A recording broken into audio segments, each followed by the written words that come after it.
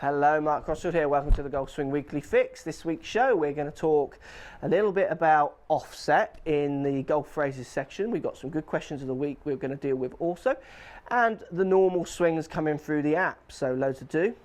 Let's get stuck in.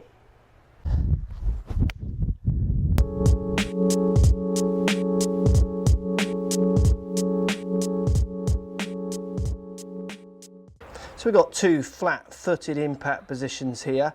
There's a few other issues, but not, club path, club face control, not too bad. As you can see here though, right foot flat on the ground at impact, very square onto the ball. Actually almost slightly reverse in this one when he goes, here we go.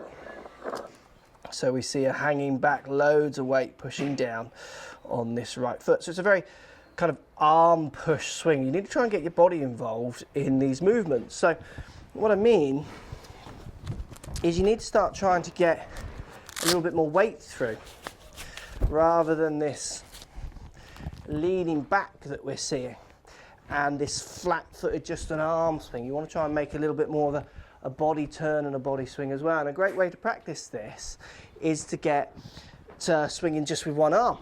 Feel like you're moving just with your right hand. And then what we're going to do is we're going to get a ball on a tee, quite a high tee, just got a 7-iron here, holding halfway down the handle. What I want you to do, place your left hand behind your back and try and hit a few shots just with your right hand or your right arm. It's going to feel weak, it's going to feel awkward, and it's quite hard to hit it. Don't worry if you hit good or bad shots doing this. What you want to worry about is hit a couple where you don't move your body just with your right arm, as hard as you can, and it'll feel really restrictive on the way through, and it'll make the club feel really, really heavy and awkward. Where if you try and hit some with your right arm only, but you want to put some distance on it, then you have to start leaning into it a bit more, turning through it to get some of that whip. And it takes all the weight out of the club. It makes the club feel much lighter as your body takes over the movement, takes over the physical weight of that club. It starts to try and yank it down rather than just throwing your arms at it. And it's a great way to start feeling your body waking up. You're trying to hit as far as you can, but just with your right arm, you'll really start to feel that your hips and shoulders have to start opening up. When you start feeling that movement, that your body is starting to get involved, then get two hands on the club and try and put the same movement on, coming off your right foot, getting that weight turning on to your left shots. You'll hit better drives, you'll hit better shots. You'll certainly hit better. If you're doing that from the fairway with an iron, you're going to find a lot of top shots because you're going to be very tempted to hit very much on the upswing, doing that leaning back action rather than driving through it better for a more consistent contact. Some more flicking through impact here. We've done this in a few lessons, got a couple of different drills for you to try. What we're seeing is the classic impact where we get your hands centering more towards your right leg and the club flicking forward. It's probably only flicked forward that far. That camera is making that shaft look like it's bending that way. But there definitely is a good element of flick forward here. And then we see the left arm disappearing here around your side, not really pushing out in front of your body as well as it could do. So the flick impact is a common mistake. It happens with lots of people. And it's about not getting your arm swing in front of your body enough on the way through. It's about trying to center everything more around your right leg. Then by the time you hit the ball, your arms are already trying to return in and around your body. A good drill for you to fix this. Get a ball on the mat. Set yourself up to the edge of the mat. And then what I want you to do is just address the mat. But before you hit that shot, which you're going to step into in a second, just really push some pressure, get some shaft lean as you push down and your hands forward into that mat. You'll feel how your hands have to go forward to do that. If I have my hands back and I try and put pressure on that mat, it hurts my right wrist. I can feel less pressure being able to be applied to that mat because it feels like I'm almost hitting up or pushing up at it. So get a good feeling of pushing pressure down and forwards into a more physical mass, which is the mat here, and then literally step into your shot and try and get that same feeling, that feeling of pushing down and through. Another good way of doing this as well, but I don't want you to do this unless you're very, very confident or do it at very slow paces at the start, is to put a ball about a club head's width from the edge of the mat, so from the back of the mat. And then you're going to try and hit a few shots from there, 1 foot off the mat, 1 foot on. You need to be trying to, on the downswing, move your arm swing forwards. If you don't, you're going to find that you want to hit that mat, which is why I want you to do this at very slow paces. No injuries, please. I want you to do this at really slow paces. But what you've got to do is try and move that hit forward of the ball. So for me, there's lots of concentration on getting my arm swing into the mat rather than swinging my arms into the ground before the mat and feeling like I'm going to hit up. 2 great drills there to helping you get the feeling of hitting down and through at that ball, getting rid of this flip, and certainly playing a ball just off the back of the mat is a great way to get you focusing on hitting forwards.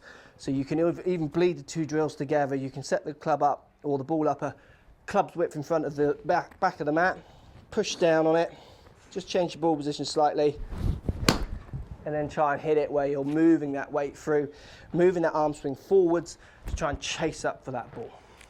Let me know if that helps. Offset. What is offset? Now, I put this question out to Facebook, actually got some interesting answers. It's nice to hear what you guys are thinking about what these terms mean. So I asked them what's the tech behind offset, what makes it work. So first of all, offset.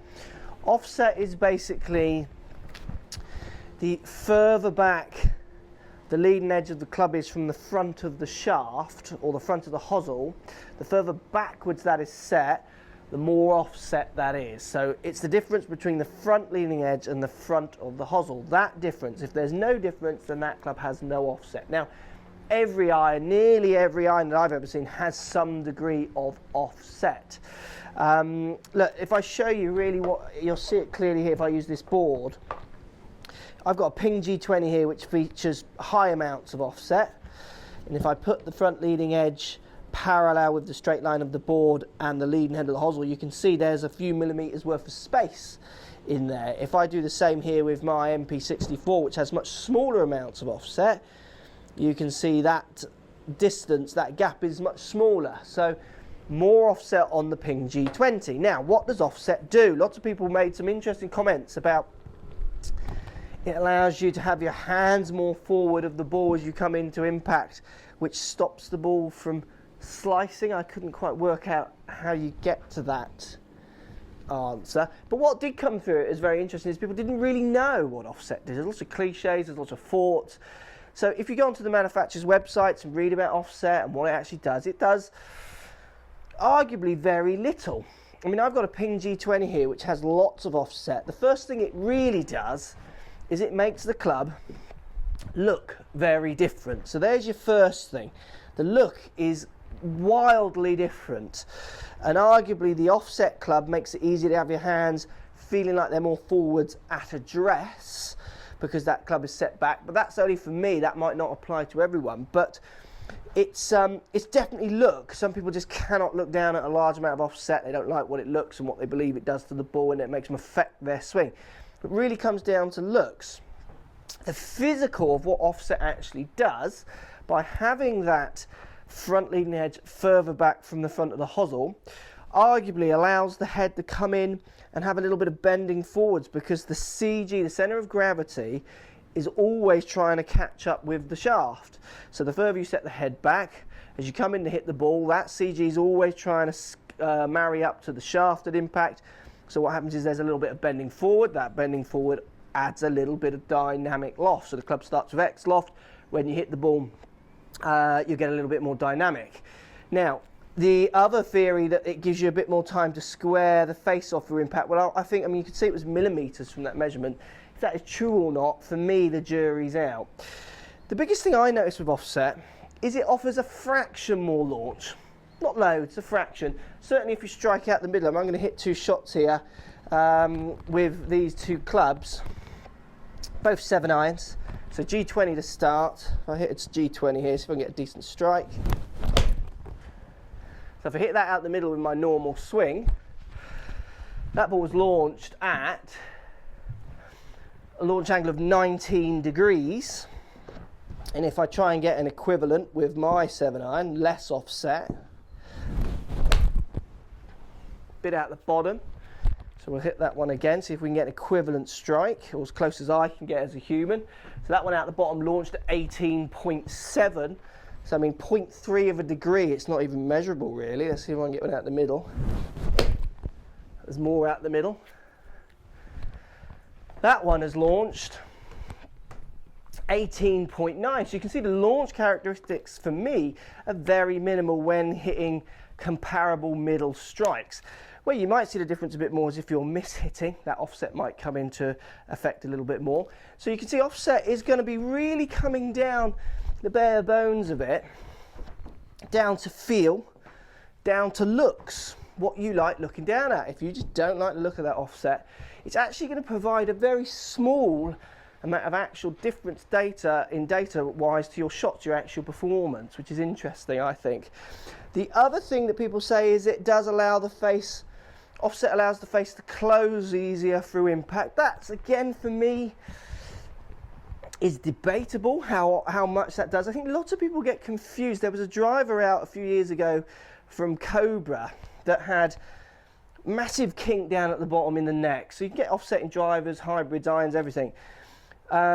Which people thought that kink stops it going to the right because they were having good results, not slicing their drivers as much.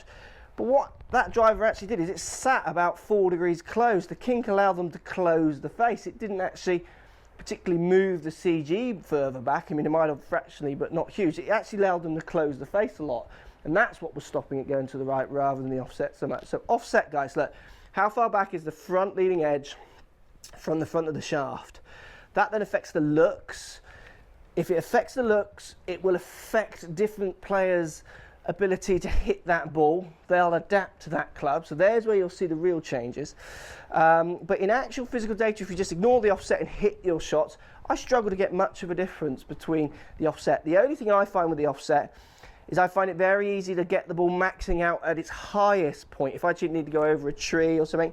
But then the other flip side of that, clubs that tend to have big offset tend to be the thicker soled, so the CG is lower and further back. So is it the offset that's doing that, or is it just the design of the head? So it's you'll find with all these things, it's very minimal what one of the aspects actually does. Offset, leading edge of the club, back from the front line of the shaft, arguably a little bit more bending forward to add some dynamic loft. I wouldn't use it so much to stop your slice. It might help, but minimal. Use it to try and help you get a little bit more dynamic loft, so a little bit more hang time, air time in your shots. Certainly from the ground if you're looking for something to get up in the air a bit more. Hope that helps. Let me know what you think.